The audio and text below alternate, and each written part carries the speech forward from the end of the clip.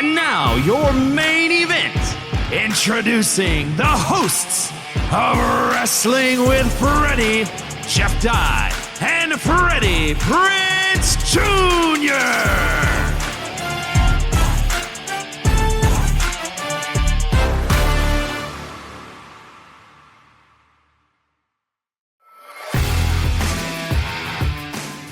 What's up, everybody? Welcome back to Wrestling with Freddie, Wrestling with Friends. It's our New Year's Eve episode.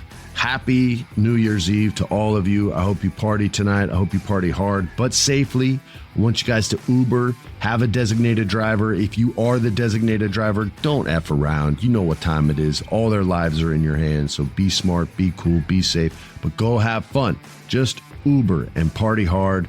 It's a good night. You get the next day off. You don't have to go to work. If you do, just, I got the flu, you just do that one. But have a great time. And I wish all of you a very successful, happy, and healthy New Year 2026. I, for one, had an excellent year. Got to make 2 movies and have a blast on both of them.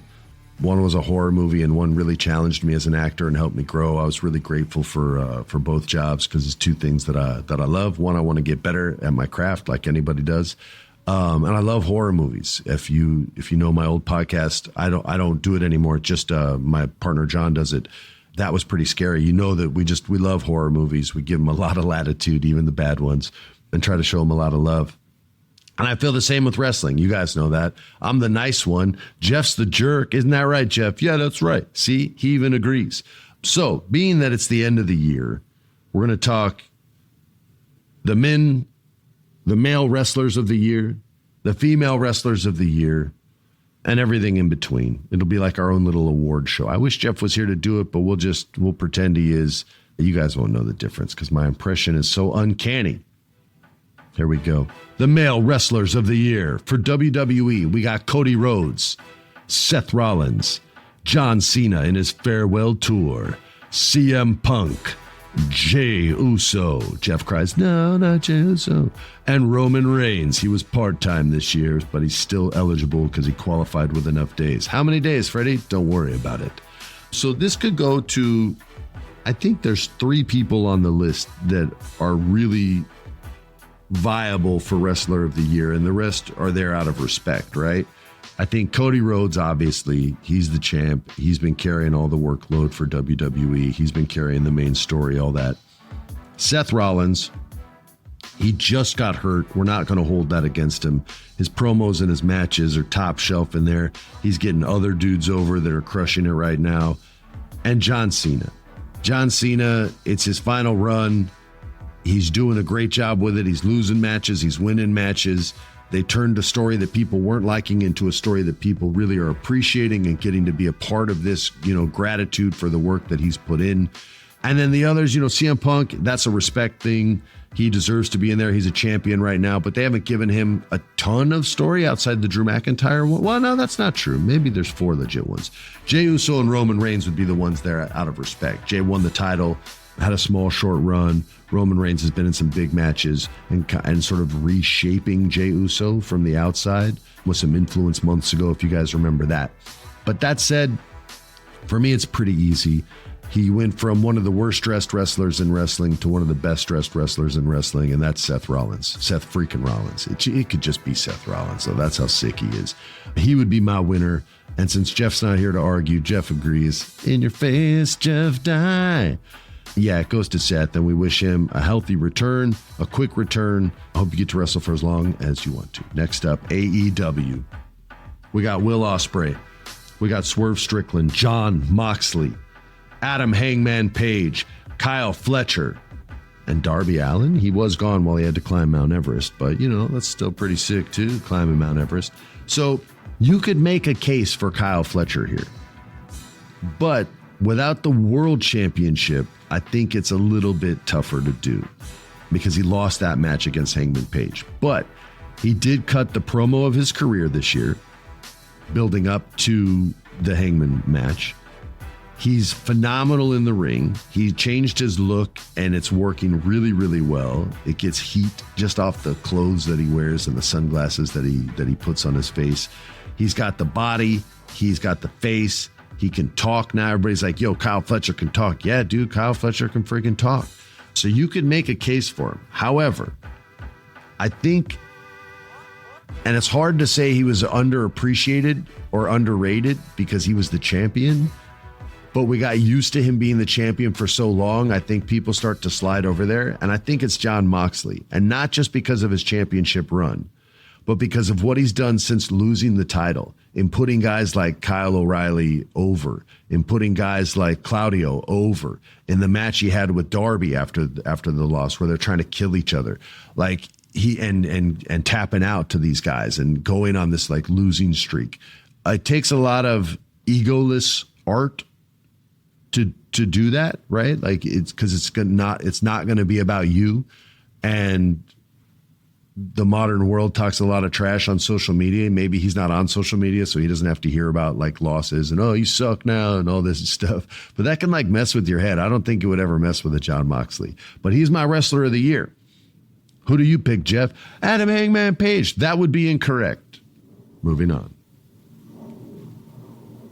This is how you got to deal with Jeff Dye. See, this is how you deal with him. Cold, to the point. Women's Wrestler of the Year. WWE, the world champion, Stephanie Vaquer, Tiffany Stratton, Rhea Ripley, Io Sky, Becky Lynch, Jade Cargill. All those women should be in there. All of them. Jade Cargill's a current champion. Becky Lynch is a former Intercontinental and world champion. Io Sky, former world champion and tag team champion, but the tag team titles were a long time ago. Rhea Ripley is Rhea Ripley. Tiffany Stratton, former champion, and Stephanie Vaquer, current champion. I think, oddly enough, the easiest one to take off the list, or not the easiest one, but the easiest ones to take off the list would be Rhea Ripley, because they haven't given her a ton to do. What they've given her, she's made the most out of, but she hasn't been given a ton to do, and she hasn't had the belt in quite some time. So I'm taking her off. Tiffany Stratton lost the belt to Stephanie Vaquer. They haven't given her much to do since that loss as far as storyline, mic stuff. So I'm taking her off the list. I'm taking Io Sky off the list. And you know I love Io Sky, but I'm taking her off the list. She's lost the championship, was a good champion, but not the best story. I found that story, it related more to young people than to, dudes that are almost 50, which I'm not the demographic for professional wrestling. I get that, so I'm not complaining. But I'm just letting you know why. So she's off the list. So that leaves us with Stephanie Vaquer and Becky Lynch. Stephanie Vaquer, who has all the momentum in the world right now, big for the Latino market to bring new eyeballs onto the brand, and that should be counted as well. Like what are you bringing besides your wrestling and your ability to talk? She's bilingual. She communicates her promos in Spanish and English, which is cool. And then we have Becky Lynch, who's still a maestro on the mic, still a maestro in the ring. It's not world title storylines, but she's had the world title a million times. Maybe not as many times as Charlotte, but a million. Lost the Intercontinental Championship. Easy for me to say. But she's had the most story. And she's made the most out of the story she's gotten, the most out of the matches she's gotten. So there's an argument for her to be female wrestler of the year. That said, I'm doing the unthinkable, and I'm giving it to Stephanie Vaquer. I think we give it to the rookie. I don't think rookies usually win this. They would win like Rookie of the Year. I think she's doing a lot for the brand outside of wrestling just because of who she is, and that representation matters. So I think she brings a lot to the table. And finally, she's got the devil's kiss, which is the baddest move in professional wrestling, and you love it. You hate when someone walks in on you and you're watching it, but you love it, and that's why she's winning. Next up, AEW's Female Wrestler of the Year, Mercedes Moné, Toni Storm, Athena, Harley Cameron, wait for me on that, I'll explain that one, and Willow Nightingale. Let's start with Harley.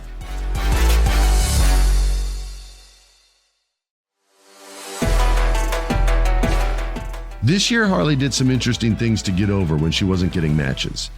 She showed her musical talent and would freestyle songs, kind of like I freestyle jingles on this show, high level stuff like that. But she would sing songs and actually has a really good voice. It wasn't like the bit WWE would do with, I don't remember the girl's name. I feel bad. But they would, make her sing bad. I think her name was Jillian something. I don't know. The girl could actually sing, but they made her sing bad. Harley can sing. She sings well, and she kind of writes her own songs. And instead of talking trash to the audience like an Elias, she would just, sing songs about the people she wanted to wrestle or wrestle with or that she loved. And then she got this puppet thing, which I think is hysterical, where she drives wrestlers crazy with puppets. It's very reminiscent of like Santino Morella's work. So if you're not a fan of Santino, then you're probably not a fan of Harley. But I thought Santino was hysterical, and I like comedy wrestling. I think there's a place for it. She does it really well. So that's why I have her on the list. Willow Nightingale, starting to have a lot of success. She had a little momentum this year. I liked her tag up with Harley. She can talk a little bit on the mic. She's big, she's strong, she's in there, but she's off the list. Harley, off the list. Athena, we love Athena. We love Athena so much, we still call her Amber Moon sometimes. And she should have beat Asuka back in NXT, but Asuka threw the ref in front of her. Otherwise, that shit would have been over, and Asuka would have been defeated, and Athena would have been ready for Asuka, but she cheated, cheating ass Asuka.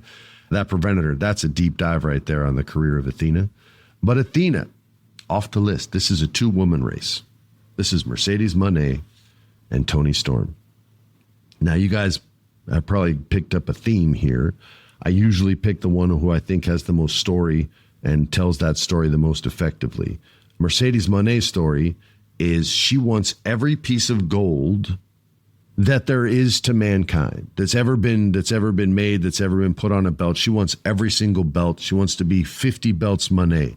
She wants to have a procession line of hot dudes with jacked bodies carrying all her belts while she walks, because she can only carry about 27 at a time, and she's going to have 3 times that before she loses a match. That's her story. They haven't given her much else. They tried a little with Chris Statlander, but that story didn't work at all, so they got rid of it pretty quick. She has a loss, and that's to Toni Storm. And maybe a tag team loss. I don't know. I can't remember, but she has a singles loss, and that's it. She's kicking everybody else's ass, but that's her story, is claiming as much gold as possible. Toni's story is like a Jackson Pollock painting. It's abstract. There's no consistency to it. It's dramatic. It's melodramatic. It's stoic. It's monotone. It goes everywhere because her character is mentally insane. Her character is multiple personalities or split personality. There's at least one other person in there.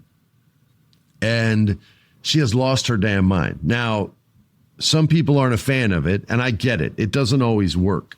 But her commitment level has never been shook, ever, whether the segment is killing or the segment's dying. Either way, her commitment remains the same, and that's commendable. So to me, Toni Storm, Female Wrestler of the Year for AEW. Next up. By the way, you guys agree? You disagree? Hit me up on Instagram, Wrestling with Freddie. Not my personal Instagram. I never check that. But we actually do check the Wrestling with Freddie one. Actually, I do check my Instagram. When I paint miniatures, I haven't done that in a while, by the way, I get like really good tips from people who are way better at it than I am. And they'll be like, oh, you should try this type of brush and this technique. And I'll go on YouTube and check the technique and be like, yo, that's dope. And they've really made my painting like a million times better. So I do chat on Instagram if it's something that's interesting to me and I see it. Here we go. Rivalry of the year. Seth Rollins versus CM Punk. Jacob Fatu versus Solo Sikoa. Oh, you thought we forgot about that one. We didn't. Naomi versus Jade Cargill. Remember crazy ass Naomi searching her house? Searching Bianca's house? That was creepy. Tiffany versus Bianca. Cody versus McIntyre. And John Cena versus Dirty Dom. All right. Well, you know Dirty Dom's in this. Possibly because I have somewhat of a bias toward him. You know, it was a quick rivalry, but it doesn't mean it wasn't great. Doesn't mean it wasn't the best one on that whole list. Doesn't mean I'm not going to pick it, but I'm not. It's off the list. Next up, Tiffany versus Bianca. Not as memorable as we would like. Like looking back, I can really only think of the match. I can't think of the promo type moments. So it's off the list. Naomi versus Jade Cargill. Fun. I liked it. I loved the new Naomi character. I think everybody did. She was killing it. She's off having a baby now. She'll come back and still be, hopefully still be that same character and a little nutty, but they're off the list. This leaves us with 3. Cody versus Drew McIntyre. You know I love that. Because I love me some Drew McIntyre. I think he tells great stories. I think he brings a lot of logic to the victim mentality, where he's always the victim, and then he kind of brings these half-truths in, which makes you go, yeah, you kind of did get screwed over. Yeah, I'm kind of with you, Drew. I'd be pissed off too. Yeah, if I got suspended, yeah, I'd be mad too. Like, it's very easy to get behind these types of stories, but it's off the list. Jacob Fatu versus Solo Sikoa. Jacob Fatu versus Solo Sikoa. Really cool storyline. Really cool match. 2 huge Samoan dudes, one that can fly and the other who's just a killer. I mean, just an awesome match. Everybody loved the Samoan Werewolf. Everybody hates Solo Sikoa. But it's off the list, which leaves us with 1. And that's a man that hates CM Punk almost more than anyone at AEW. And that's Seth freaking Rollins. Because when he saw the return of CM Punk, you remember that? He flipped him off. He said, F you, man. I hope you die. I hope you never come here again. And now you're here. Oh, my God, I hate you. I'm going to start dressing better. That's what happened to Seth Rollins. CM Punk's like, yo, man, I didn't even think about you. I don't even think about you, dude. And Seth said, you're going to think about me now. Pow, pow, boom. They started having great fights, good rivalry. And that's why it's my rivalry of the year for WWE. For AEW, we have 5. We have Swerve Strickland versus Hangman Page. We have Adam Copeland versus Christian Cage. Hangman Page and Christian Cage. It sounds like a Dr. Seuss rhyme about wrestling. We have Hangman versus Jon Moxley. He's in there twice, dude. Hangman's in there twice. Tony Storm versus Mariah May. And Will Ospreay versus Swerve Strickland. Now, I'm an older guy, so I should be picking Copeland versus Cage as the rivalry of the year for AEW. But I try to be fair Freddie, right? I try to always cut it right down the middle, give you guys both sides of the story, and let you decide the truth, right? I'm probably the most honest man in the business. Probably. So I'm going to be honest with you now. It's not the best. It's not the best. Maybe it didn't go long enough. I don't know. Maybe he should have hit him in the balls with the spike bat. I don't know. But it's off the list. Next up, Hangman Page versus Jon Moxley. This was a wonderful rivalry. Not the longest rivalry, but a wonderful one. Jon Moxley's trying to see who's worthy. Hangman Page is trying to release the belt and give it back to the people. Show John what a AEW champion's supposed to act like. Not somebody who's going to try to reshape the company in their own image. They want to support Tony's image. That's what Hangman Page was saying. But it didn't make the list. It's off the list because it's not even Hangman's best rivalry. Next up, Will Ospreay versus Swerve Strickland. Will Ospreay wanted he wanted Ricochet to come. Swerve Strickland wanted Will Ospreay to come to AEW. Everybody did. Not WWE. But they offered him some NXT bullshit, and he wasn't having that. So he came to AEW. Him and Swerve Strickland did athleticism versus athleticism. Which one of us is better? But it's off the list. They had some good promos, too, by the way. Ospreay can cut a nice promo. So does Swerve. Which leaves us with 2 left. Swerve Strickland versus Hangman Page. And Tony Storm versus Mariah May. Swerve Strickland versus Hangman Page. Houses were getting burned down. Nails were through faces. Staples were on foreheads. This was brutal. Brutal. But as bloody as it was, and as hardcore as it was, it's ladies' night, y'all. So they're off the list, which means Tony Storm and Mariah May was AEW's rivalry of the year. And here's why. She came in, she played the, you're my mentor, I'm your mentee, I'm your mento. And I want to just learn from you to, I hate you, bitch. I'm gonna kill you. I'm gonna take over your career. I'm gonna take over your life, and I'm gonna take your championship, and I'm gonna beat you. And Tony's so crazy, she bled. It wasn't even a match.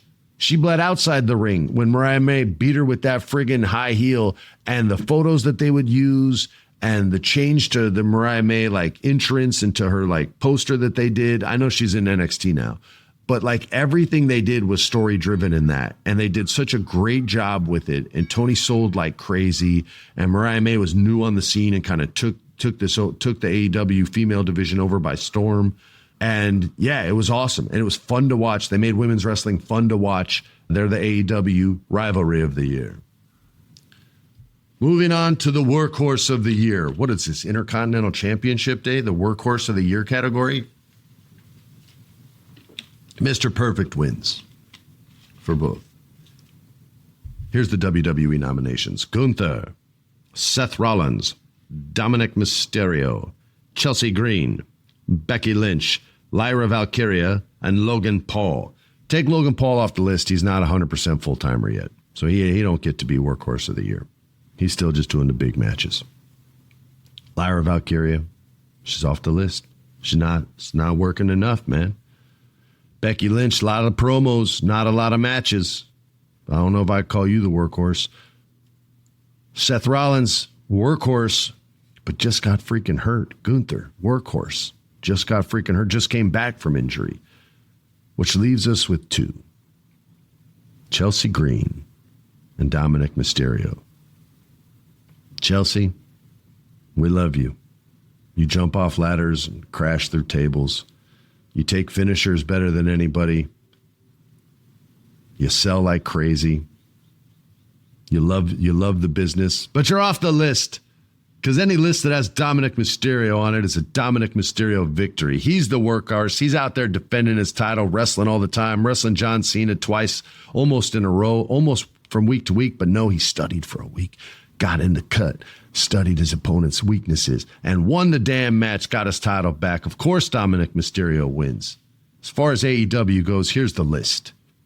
Will Ospreay, Jon Moxley, Claudio Castagnoli, Mercedes Moné, Toni Storm, Hangman Adam Page, and Ricochet.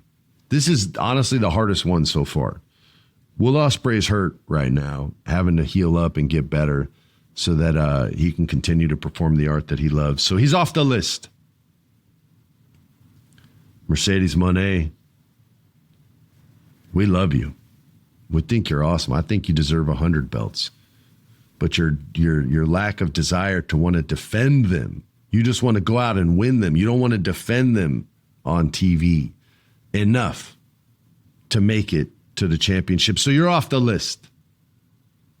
Claudio Castagnoli just won his match I almost said in the Culinary Classic, in the Continental Classic. He'd probably like a good Culinary Classic too, though. A healthy one, because you know he eats right. He's jacked. We love you, dude. You speak 7 languages. Your match was awesome, but not enough matches and not enough championships. You're off the list. Toni Storm. You know I love me some Toni Storm. One of the best out there. Crazy as hell. Committed to it 100%. Lots of love for her. But the workhorse of the year? I don't think so, Tony. I don't think so. I've seen a lot of tag matches lately with you and Mina Shirakawa. Not a lot of solo stuff. You're off the list. I told you it's a cold game, y'all. It's a cold game. You're upset? Deal with it. Next up. Hangman Adam Page. This was hard. We're down to the final 3 on here. These were hard calls. Hangman Page, you could easily win this award as Workhorse of the Year. You want to defend your championship. You want to be out there wrestling every single week. But when you did, you lost. And then you had to take a little time. Now you're having to group up with other people, had to deal with all the ops instead of dealing out there one-on-one, showing everybody what you got, showing why you're one of the best out there. Hangman Page, you're off the list, baby. Jon Moxley. This is more because I want you to have a great vacation. You've been the workhorse You've been the workhorse of the company. You're winning, you're losing, you're carrying the title, you're holding everything on your shoulders. That defines workhorse, defines it. But you haven't done the show yet, John. And the other guy has. So you're off the list. Ricochet is the workhorse of the year. No, I'm just kidding, you guys. Jon Moxley is the workhorse of the year. He has done everything and anything you can do in professional wrestling in the last year. Whether he was winning matches or losing matches, he gave you every single bit. Whether he was the main event, first up, or somewhere in the middle, he gave you every single bit. He's the workhorse of the year. You thought I was going to give it to Ricochet. He's a friend of the show, but he's a dick to MVP, and I like MVP. He's a dick to Bobby and to Shelton. I like those guys. So Ricochet, you're off the list. All right. We got tag teams, people. I like tag teams. Trios, I'm not that into, but I like tag teams. Men's Tag Team of the Year for WWE. We got DIY. We got the Street Profits. We got the Judgment Day. With Finn and McDonough. We got Fraxium, and we got the New Day. To me, this is an easy one.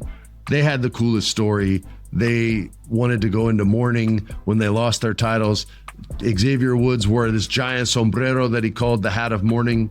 They had a wonderful story when they had the titles and didn't want to defend. I love that they went evil and bad and turned their backs on Big E. I think that happened within the last year. If it didn't, I'm in some trouble, but I think it did. I love where they're at. So to me, it's the New Day. WWE Men's Tag Team of the Year. All those other tag teams, y'all need to step it up if you want to hang with the New Day. On to AEW. FTR. The Young Bucks.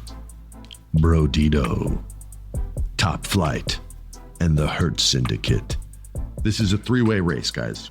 Brodito, we love you, but you're off the list. Top Flight, you guys are cool as hell, but you're off the list. This comes down to FTR, the Young Bucks, and the Hurt Syndicate. The Young Bucks, storyline-wise, have gone through a shitload. They went from being EVPs to being just the bums, the dregs. Just nobody wanted anything to do with them. They'd get their names messed up. Their pyro sucked. Their music was generic. They lost all their money. They're losing all their matches. Going to be tough to pick against them.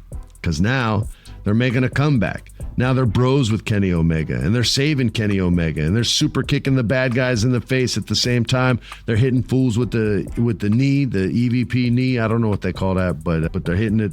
They're hitting everybody with all the bad guys anyway.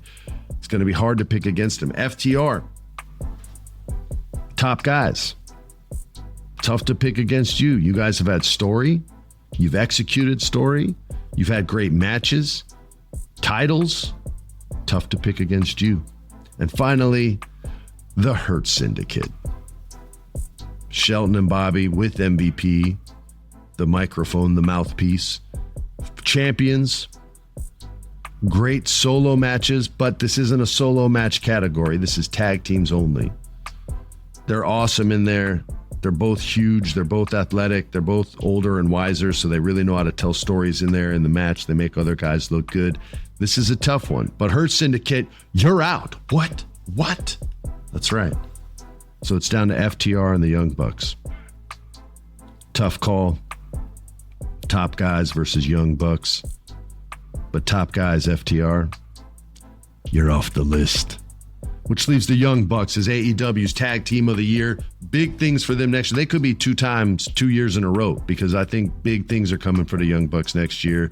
They're going to make this huge comeback, babyface comeback, and eventually get some titles again. Young Bucks, Tag Team of the Year. Hope you guys fall on some better times. Hope your luck at the tables changes and the slots and all the casino games. Or maybe just don't gamble, bro.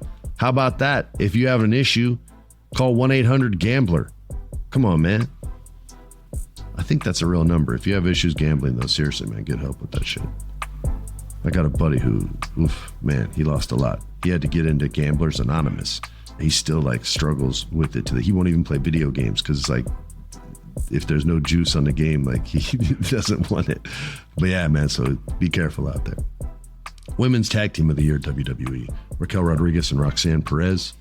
Charlotte Flair and Alexa Bliss, the Kabuki Warriors, and Maxine Dupree and Natalya. This is a 4-woman race. This is Judgment Day's Raquel Rodriguez and Roxanne Perez, or this is Charlotte Flair and Alexa Bliss, the unlikely tag team that won gold. Roxanne Perez got called up when Liv got hurt and had to fill a role that was pretty damn hard to fill. And I think she did a damn good job. She's so little. So it's hard to see her like solo-wise where you believe like she can beat an ass, right? Unless she's like kicking your legs out and then kicking you in the face and that kind of stuff, the shady wrestling. But in the tag team stuff, I thought she did a really good job. That said, you're off the list. Charlotte Flair and Alexa Bliss. They hated each other. They found a way to work together. They found a way to love each other. Now Charlotte Flair's even carrying the creepy doll, which is still one of the top sellers on WWE.com. Lily, I think is the doll's name. Creepy looking thing. Who would sleep with that? That's so creepy. Moving on. AEW. Toni Storm and Mina Shirakawa. Willow Nightingale and Harley Cameron. Tay Mello and Anna Jay. And Julia Hart and Sky Blue. Tough one, because there's not a lot of history, right? Between a couple of these, well, between 3 of them. Julia Hart and Sky Blue have a little bit of history. I think they've been together the longest in their group, but they haven't had a lot of success yet as a tag team. So they're off the list.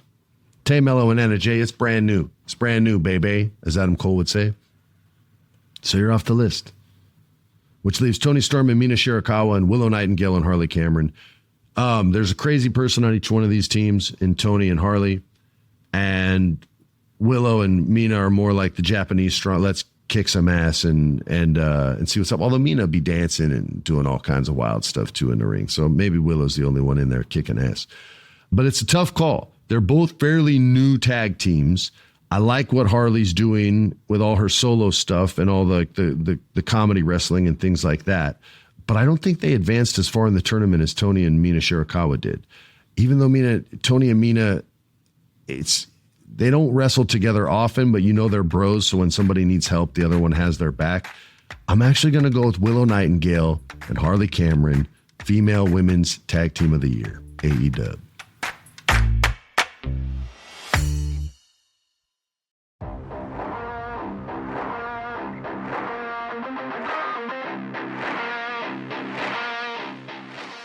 All right, people.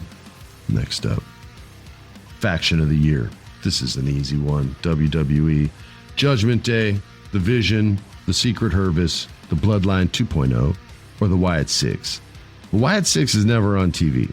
They're not on TV enough to win this thing. They're barely on TV enough to be nominated. So they're off the list. Bloodline 2.0 off the list. Secret Service, the security, they get beat down too much and too often to be real contenders for this. The Hervis, you're off the list, which leaves the Judgment Day and the Vision. The Judgment Day is held together by Dominic Mysterio and Liv Morgan. Without them, it would fall apart entirely and wouldn't even be a Judgment Day. I know the Vision is without Seth, but it still has Paul Heyman, who's a hell of a talker, and it has the big boys, Bronson Reed and Braun Breaker. So that is the WWE Faction of the Year. AEW, we got the Death Riders. We got the Demand. That's Ricochet's team, if you didn't know. We got the Ops. That's Samoa Joe's team, in case you didn't know. We got the Don Callis family and the Triangle of Madness. That's Tekla, Julia, Hart, and Sky Blue. So, Death Riders had a good run, y'all. The Demands had a good run recently. They're fairly new. The Ops having a lot of current success with belts and with the champion. Then there's the Don Callis family. Dudes have belts. Dudes are the future of the company. Going to be hard to pick against them. And the Triangle of Madness has not had a lot of success. So Triangle of Madness, you're out. Off the list. The Demand. We love you, Ricochet. We love you. But you haven't been around long enough as the Demand. Aha! So you're off the list. Next up. This is a tough one. Because I know who's winning, but I don't really know who's like in second place here. This is the tough one. Death Riders, the Ops, or the Don Callis family. Those are the 3 options we have left. Death Riders, like I said, it was a great year. A great year. Wheeler Yuta lost a lot, though. He lost a lot. I think Marina Shafir lost a lot, too. She didn't get a lot of wins, even though she's wrestling barefoot. Respect Marina Shafir for wrestling barefoot. That shit hurts. But you guys are off the list, which leaves the Ops and the Don Callis family. And to me, this is a no-brainer. The Ops are off, as great as they are, because the Don Callis family's on fire. This dude is getting dudes that can't speak English over. And granted, their work is too, but he's a part of it. He's speaking for these people. And the work he's done with Kyle Fletcher, the work he's currently doing with Kyle Fletcher is dope. They have 3 guys in here that I love. 3 dudes that I love. And the other guys, the support characters, they're fine too, but they got a strong 3. And his sunglasses game is second to none. Come on, AEW's Don Callis family, faction of the year. Heel of the year for WWE and AEW. We got Dominic Mysterio, which is bullshit. He's a babyface. Seth Rollins / Paul Heyman. Naomi, who had a great quick run. Becky Lynch, Logan Paul. This is a no-brainer. He just beat John Cena. He got his belt back. Nobody's boos are louder than his. Hell, sometimes nobody's cheers are louder than his. This is Dominic Mysterio all day long. That we don't need to go through the list. Logan Paul gets a lot of boos, but it's more like we're mad at you personally, not professionally boos, whereas Dominic gets the character boos that I think is more marketable way of getting booed.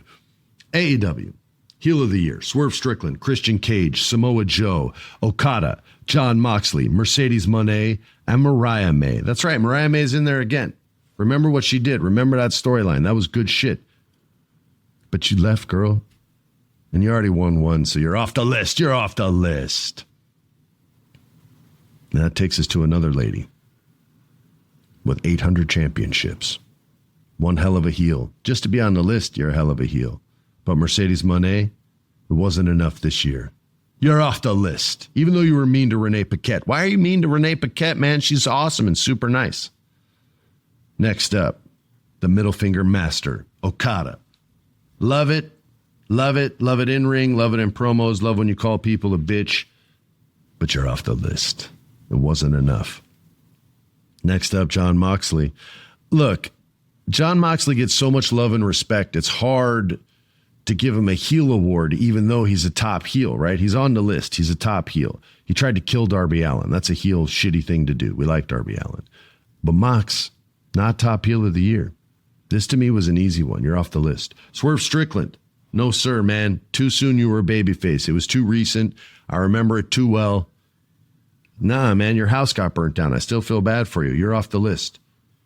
Which leaves us with Samoa Joe and Christian Cage. Now, the winner of this award has the guts to not have to defend himself when he's called names. Instead, he embraces it. He embraces it. Instead of going, no, I'm not that. He goes, you know what, pal? I'm an asshole. A straight up asshole. And I don't have to be in the main event storyline to make the most of what I got and to make people boo me and hate me. And I'll say some despicable shit, not only to my best friend, but to your favorite wrestler. My name's Christian Cage, and I just won the AEW Heel of the Year. Babyface of the Year for WWE. We got Cody Rhodes, Jey Uso, LA Knight, Penta, and CM Punk. Weird. They forgot Dominic Mysterio. Dicks. All right. This is pretty simple, guys. It's Cody Rhodes. He's the champ. Most babyface dude in the world. Yeah, but Freddie's kind of going crazy on Drew McIntyre. You would too, man. Drew McIntyre's been going crazy on him. He deserves it. Cody Rhodes. CM Punk, close second place. CM Punk's kind of a smartass. That's why he didn't win it. Like, even in his babyface promos, they go kind of heel on the dudes that he's talking to. AEW's Babyface of the Year. Will Ospreay, Adam Copeland, Orange Cassidy, Adam Hangman Page, or Darby Allin. The story kind of took care of itself. Jon Moxley was holding the championship hostage, wouldn't even let people look at it anymore. What kind of jerk does that? Well, that's what Adam Hangman Page thought. And so he went in there. He got the belt in a Texas death match. I think it was in Texas, which is awesome. And did the most babyface shit ever. And he cusses and still stays a babyface, which is pretty cool. And he did a whole promo in Spanish when they went down to Mexico this year. That was freaking crazy. Adam Hangman Page, men's babyface of the year for AEW. See, don't say I hate on Adam Page. I like him. All right. We're wrapping it up here, getting close to it. The female babyface of the year. Io Sky, Bianca Belair, Rhea Ripley, Tiffany Stratton, Lyra Valkyria, Stephanie Vaquer. It's Rhea Ripley. They didn't give her a title shot, but every promo she has and every entrance she has, she gets the biggest pop, the biggest babyface reaction. Second, and I don't know why they're doing tag team stuff with her instead of single stuff. Alexa Bliss gets probably the second biggest pop of all the female wrestlers out there every time she comes out. But nothing compares to Rhea. Her response is huge every single time. She wins WWE Female Babyface of the Year. AEW. Toni Storm, Jamie Hayter, Willow Nightingale, Harley Cameron, and Chris Statlander. All right. It's Toni Storm. It's Toni Storm. Jamie Hayter just got back from injury. Willow Nightingale not going to win in a babyface face-off against Toni Storm. Harley Cameron, we love Harley. Give her more time. Maybe next year she could win it. But against Toni Storm right now, no, babyface face-off, Toni wins. And Chris Statlander against Toni Storm, babyface face-off, Toni Storm wins. The Ultimate Awards. This is a non-brand split category, which means everybody will be in there. We'll try to represent them equally. The Ultimate Female Wrestler of the Year nominees are Rhea Ripley, Becky Lynch, Toni Storm,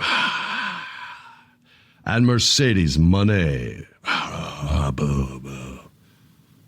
We stay in kayfabe on this show.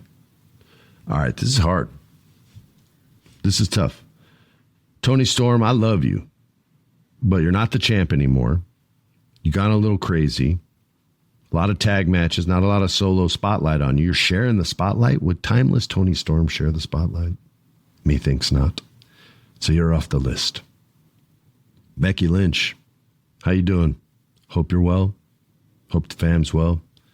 Hope that your campaigns against the general manager are going well. And I hope you get your title back. But you are not the Ultimate Female Wrestler of the Year. And you're off the list, which leaves us with two. Mercedes Moné and Rhea Ripley. Do we go with all the belts in the world, or do we go with all the reaction from the crowd in the world? Everybody loves Rhea. There's not going to be a dead crowd when she comes out, ever. She's not going to get a single boo, ever, unless you need her to. If she turns bad, people will boo her. I think she's that good. Or is it Mercedes Moné and all the belts? I guess this depends on how you rank gold versus overness, right? And I personally think Rhea's the most over female wrestler in the business. So to me, even when she doesn't have a title, she's going to win this award every single year until somebody can top her on the mic and in the ring and with her aura and her energy and all that stuff. It's Rhea Ripley. Rhea Ripley. Next up, the final award. And the most nominees. This was a tough one. The Ultimate Male Wrestler of the Year. Cody Rhodes, the WWE champion. Jon Moxley, the former AEW champion. John Cena and his final tour. Roman Reigns, not so part-time, still in there. Will Ospreay, get well soon, brother. We miss you. Hangman Adam Page, we need you to get that title back, brother. Swerve Strickland, back from injury and kicking ass. And Seth Rollins, we wish you health and we hope it comes quickly. For me, the Ultimate Male Wrestler of the Year and a final goodbye is Mr. John Cena. Loved all the final matches. Thought they were all great. Just thought he kicked so much ass and sold so well for everybody. I thought he lost to the right people. I thought he won at the right time, even though I got some of my picks wrong going against him. I just thought he was great. I thought he had a great final year. And he's my final dude. He's my final dude. You guys got the final girls in horror movies. I got the final dude in wrestling. Well, that was it. I hope you enjoyed my picks. Jeff disagreed with all of them, and you might have too. That's all right. When you have your podcast, you can talk about how shitty my picks were. Until then, deal with it, pal. On behalf of Jeff Dye and our awesome producer, Alex, we love you guys. Thank you for tuning in every single week. I hope you guys have a happy new year, healthy new year. Go party. You deserve it. You're awesome. We love you. Peace.